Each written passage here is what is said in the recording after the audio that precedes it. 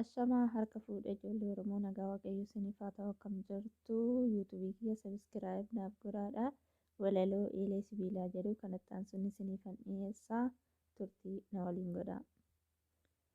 Eelee sibiilaa ammuma boossee ammuma kolfitaa ammuma ho'itee ammuma qorritaa qoraan xiqqoodhanii diimattee gubdaa amma deebitee awwaara dhugdaa si waraananii onnee si dhiigsuu qirqirdanii immoo siin kolfisiisuu asiin yoo jedhanii achiin kan baatu aduu yoo jedhanii cabbii kan taatu ho'as qabbanas takkaa wal keessaa kan kee ramacii fi bishaan wal keessaa hin qabdu murtoo hin qabdu jila hayyaa amala eelee sibiilaa.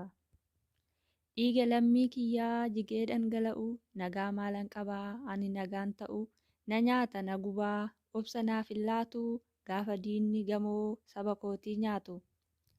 Godaannisni kiyyaa dideera naaf fayyu imimmaan dhalootaa hin qoorre har'ayyu. Gaafa gaafis saba koo deebisaa argatee kan madaan koo fayyu.